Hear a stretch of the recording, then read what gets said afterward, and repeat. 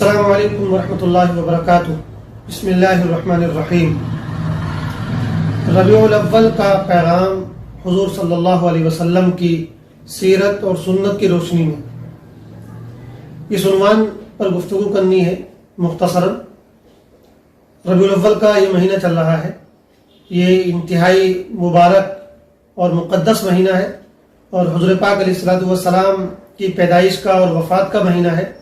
آپ کی پیدائش ساری دنیا کے لیے، ساری کائنات کے لیے یقیناً خوشی کا باعث تھی، مسرت کا باعث تھی، اور اس امت کے لیے خاص طور سے جن کو اللہ تعالیٰ نے ہدایت سے سرفراز فرمایا۔ لیکن اس موقع پر ہمیں خاص طور سے حضور پاک علیہ الصلوۃ والسلام کی سیرت اور سنت سے جو رہنمائی ملتی ہے اس کو یاد کرنا چاہیے، اور اس پر اپنی زندگی کے اندر عمل کرنے کی کوشش کرنی چاہیے۔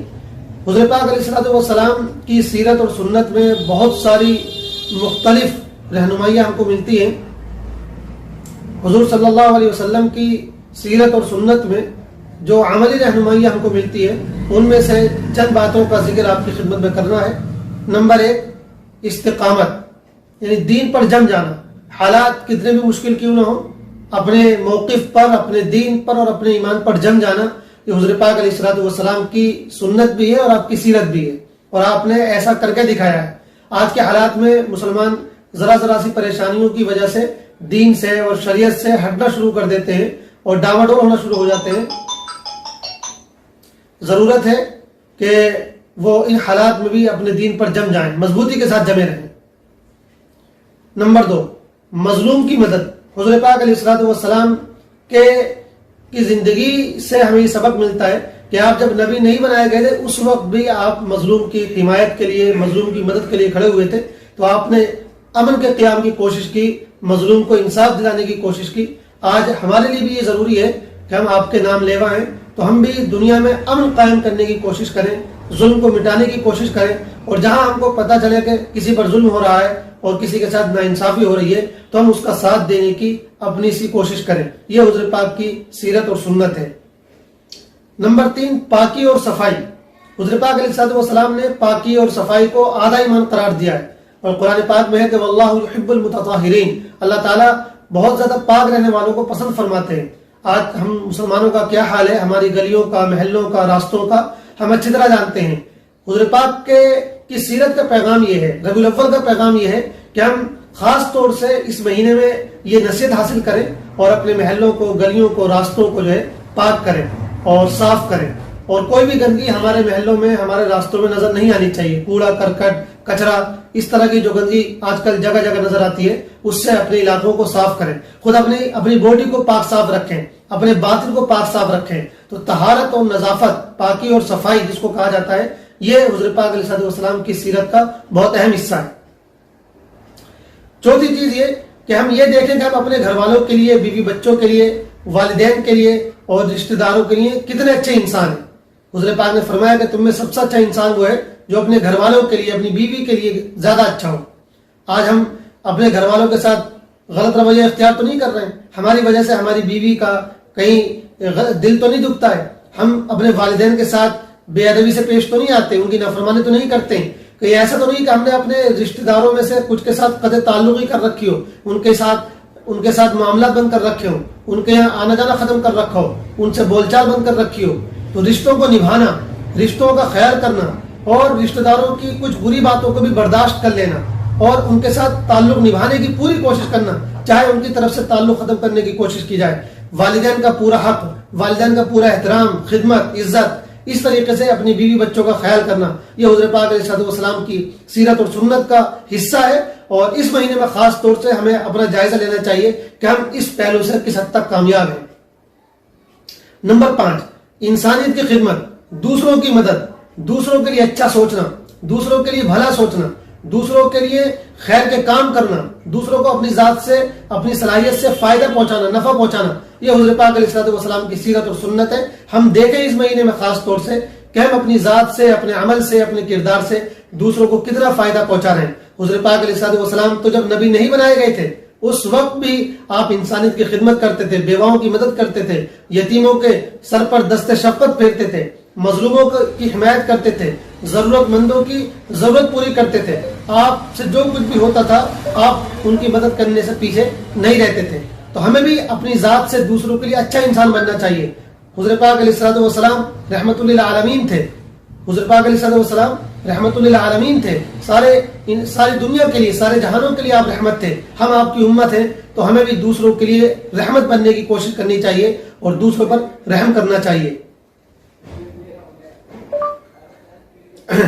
السلام علیکم۔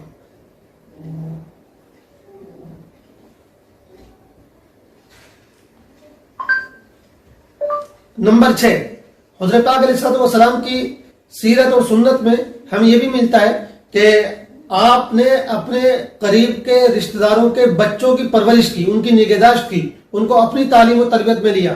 چنانچہ روایت میں آتا ہے کہ حضرت پاک علیہ الصلوۃ والسلام، یہ نبی بنائے جانے سے پہلے کی بات ہے، آپ اپنے چچا ابو طالب کے پاس گئے جو تھوڑا معاشی اعتبار سے پریشان تھے، اور ان سے کہا کہ آپ کے جو 2 بچے ہیں ان میں سے ایک کو میں لے لیتا ہوں اور ایک کو حضرت عباس لے لیتے ہیں۔ چنانچہ آپ نے حضرت علی کی پرورش کی ذمہ داری لی اور حضرت عباس کو آپ نے پہلے سے جو ہے سمجھا لیا تھا، ان کی ذہن سازی کر دی تھی۔ حضرت عباس نے حضرت جعفر کو لیا۔ تو یہ حضور پاک کی سنت ہے کہ ہمارے قریب کے لوگوں میں، ہمارے رشتہ داروں میں، ہمارے پڑوسیوں میں اگر کوئی ایسا ہے جو اپنے بچے کی صحیح تعلیم و تربیت نہیں کر سکتا یا اس کی معاشی حالت اچھی نہیں ہے، تو ہم بھی اپنے رشتہ داروں میں سے، اپنے بھتیجوں میں سے، بھانجوں میں سے، بھانجیوں میں سے کسی بچے کی تعلیم و تربیت کی ذمہ داری اٹھائیں، اس کی اچھی تعلیم و تربیت کا نظم کریں۔ جیسے حضور پاک علیہ الصلوۃ والسلام نے حضرت علی رضی اللہ تعالیٰ عنہ کی تعلیم و تربیت کا بہترین نظم کیا اور ان کو ایک بہت اچھا انسان بنایا۔ ان کا خرچہ برداشت کرنا، ان کو اپنے ساتھ رکھنا، ان کی تعلیم کا خرچہ برداشت کرنا، یہ حضور پاک علیہ الصلوۃ والسلام کی سیرت کا عملی پہلو ہے اور ہمیں اس کو اختیار کرنے کی ضرورت ہے۔ 7ویں چیز یہ کہ حضور پاک علیہ الصلوۃ والسلام کی سیرت کا ہم مطالعہ کریں۔ عام جو مہینے ان میں بھی مطالعہ کرنا چاہیے، لیکن جب ربیع الاول کا مہینہ ہے تو اس پہلو پر خاص طور سے ہمیں توجہ دینی چاہیے کہ حضور پاک کون تھے، آپ کیا پیغام لے کر آئے تھے، آپ کا مشن کیا تھا، آپ دنیا میں کیوں آئے تھے، یہ ساری باتیں ہم کو جاننی ہیں۔ اور اس کے لیے ضروری ہے کہ حضور پاک علیہ الصلوۃ والسلام کی سیرت کا مطالعہ کریں۔ ہم میں سے ہر آدمی یہ طے کرے کہ اس مہینے میں 12 ربیع الاول سے لے کر ابھی جتنے دن باقی ہیں، ان 18-19 دنوں کے اندر ہم میں سے ہر شخص جو ہے کم سے کم سیرت کی ایک کتاب ضرور پڑھے گا۔ اردو میں، ہندی میں، انگلش میں، مختلف زبانوں میں کتابیں موجود ہیں، تو حضور پاک کو پڑھنا، حضور پاک کی زندگی کو سمجھنا، یہ انتہائی ضروری کام ہے اور یہ اس مہینے کا بہت اہم پیغام ہے۔ 8ویں چیز یہ کہ حضور پاک علیہ الصلوۃ والسلام کو ہم دنیا کے سامنے آئیڈیل کے طور پر پیش کریں۔ ہم بتائیں کہ انسان ایسا ہوتا ہے، ہم آپ کو آئیڈیل کے طور پر، ماڈل کے طور پر، نمونے کے طور پر دنیا کے سامنے پیش کریں اور اپنے لیے بھی آپ کو نمونہ سمجھیں۔ خود بھی ہم اپنی زندگی کے لیے آپ کو نمونہ سمجھیں اور آپ کی زندگی کو اور آپ کی زندگی کی خوبیوں کو اپنے اندر لانے کی کوشش کریں، اور باقی ہم دنیا کو بھی دکھائیں کہ اگر آپ کو اچھا انسان بننا ہے، اچھا قائد بننا ہے، اچھا رہبر بننا ہے، اچھا شوہر بننا ہے، اچھا باپ بننا ہے، اچھا جنرل بننا ہے اور اچھا انسان بننا ہے، تو اس کا سب سے بہتر جو ماڈل ہے، سب سے بہتر جو آئیڈیل ہے، سب سے بہتر جو نمونہ ہے، وہ ہمارے حضور پاک علیہ الصلوۃ والسلام ہے۔ یہ چیز ہمیں دنیا کو دکھانی ہے کہ امن کے اعتبار سے، انصاف کے اعتبار سے، انسانیت کے اعتبار سے، سماجی خدمت کے اعتبار سے، اللہ کے صحیح بندے ہونے کے اعتبار سے اور تمام لوگوں کے لیے نفع بخش ہونے کے اعتبار سے دنیا میں اگر کوئی انسان بہتر ماڈل ہو سکتا ہے سب سے، تو حضور پاک علیہ الصلوۃ والسلام کی ذات عالی ہے۔ ہمیں یہ دنیا کو دکھانا ہے، باور کرانا ہے کہ سب سے بہتر آئیڈیل حضور پاک کی زندگی اور آپ علیہ الصلوۃ والسلام کی سیرت ہے۔ 9ویں چیز یہ کہ ہم حضور پاک کی سیرت کی روشنی میں یہ دیکھیں کہ ہمارا اللہ سے تعلق کتنا مضبوط ہے۔ اللہ کے رسول علیہ الصلوۃ والسلام کی سیرت میں ہم دیکھتے ہیں کہ آپ کا سب سے زیادہ مضبوط تعلق اللہ تعالیٰ کے ساتھ تھا۔ آپ راتوں کو لمبی لمبی نمازیں پڑھتے تھے، سجدے کرتے تھے، اللہ سے دعا مانگتے تھے، استغفار کرتے تھے، توبہ کرتے رہتے تھے۔ روایت میں آتا کہ آپ دن میں 100 مرتبہ توبہ کرتے تھے، 100 مرتبہ استغفار کرتے تھے۔ تو نمازیں پڑھنا، اللہ کا ذکر کرنا، اللہ کی یاد میں مگن رہنا اور اللہ سے باتیں کرتے رہنا، اللہ تعالیٰ سے محبت کا اظہار کرنا اور اپنے گناہوں کی معافی مانگتے رہنا، اللہ تعالیٰ سے اپنے تعلق کو مضبوط کرنے کی فکر کرتے رہنا، یہ حضور پاک علیہ الصلوۃ والسلام کی سیرت کا انتہائی روشن پہلو ہے اور ہمیں بھی اپنے اندر یہ پہلو پیدا کرنے کی کوشش کرنی چاہیے۔ اور خاص اس مہینے میں ہمیں دیکھنا چاہیے کہ اللہ تعالیٰ کے ساتھ ہمارا تعلق کتنا مضبوط ہے۔ ایسا تو نہیں کہ ہمارا تعلق انتہائی کمزور ہے، ہم نمازیں بھی صحیح سے نہیں پڑھتے ہیں، ہم اللہ کا ذکر بھی صحیح سے نہیں کرتے ہیں۔ اگر ایسی صورتحال ہے تو ربیع الاول کا یہ مہینہ ہم کو یہ پیغام دیتا ہے کہ ہم حضور پاک کی سیرت سے فائدہ اٹھا کر اللہ رب العزت کے ساتھ اپنے تعلق کو مضبوط کریں اور اللہ سے محبت کریں، اللہ کے رسول علیہ السلام سے محبت کریں، کیونکہ محبت اور تعلق یہی ہمارے لیے سب سے بڑا سرمایہ ہے۔ اللہ سے تعلق ہونا چاہیے، اللہ کے رسول علیہ السلام سے تعلق ہونا چاہیے، اللہ کے رسول سے محبت ہونی چاہیے، اللہ کے رسول کے لائے ہوئے دین سے محبت ہونی چاہیے، آپ کی شریعت سے محبت ہونی چاہیے۔ تو اس پہلو سے بھی ہمیں اس مہینے میں خاص طور سے جائزہ لینا ہے کہ یہ تعلق اور یہ محبت ہمارے اندر کتنا مضبوط ہے یا کتنا کمزور ہے۔ 10ویں چیز اور آخری پہلو یہ ہے کہ ہم ایسے کام کر کے جائیں جو ہمارے مرنے کے بعد بھی ہمارے لیے صدقہ جاریہ بنتے رہیں، ہمارے جانے کے بعد بھی خیر کا ذریعہ بنے رہیں۔ حضور پاک علیہ السلام کی تو پوری زندگی ایسی ہے کہ وہ آپ کے بعد ہمیشہ کے لیے قیامت تک کے لیے خیر کا ذریعہ ہے۔ آپ نے اپنی پوری زندگی اس طرح گزاری ہے کہ اس کا خیر ہمیشہ باقی رہے، اس کی بھلائی ہمیشہ جاری رہے۔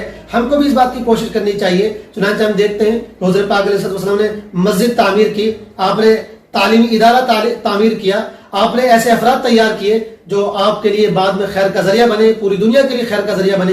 تو ہمیں بھی یہ سوچنا چاہیے کہ ہم کون سے ایسے اعمال کر رہے ہیں جو ہماری موت کے بعد ہمارے لیے خیر کا ذریعہ بنتے رہیں، اس سے انسانیت کو اور دنیا کو فائدہ پہنچتا رہے۔ تو اگر ہم یہ کر سکتے ہیں، کسی جگہ مسجد کی تعمیر کی ضرورت ہے تو ہم مسجد کی تعمیر کروائیں، کسی جگہ ادارے کی، مدرسے کی، اچھے اسکول کی ضرورت ہے تو وہاں اس طرح کا کوئی کام کر جائیں۔ اور ہم اگر یہ کر سکتے ہیں تو ہم کچھ افراد تیار کر جائیں جو بعد میں انسانیت کی اور دین و ملت کی خدمت کرتے رہیں۔ ہم اس طرح کی کتابیں چھوڑ جائیں، اس طرح کی اچھی چیزیں چھوڑ جائیں جن سے انسانیت کو فائدہ پہنچتا رہے۔ اور یاد رکھیں کہ کوئی بھی ایسی چیز چھوڑ کر نہ جائیں جو بعد میں لوگوں کے لیے گمراہی کا سبب بنتی ہو اور جس سے لوگوں کو نقصان پہنچتا ہو۔ تو یہ تمام پہلو ہیں سیرت کے، اور ان کے علاوہ بہت سارے پہلو ہو سکتے ہیں، لیکن سردست اتنا ہی عرض کرنا ہے۔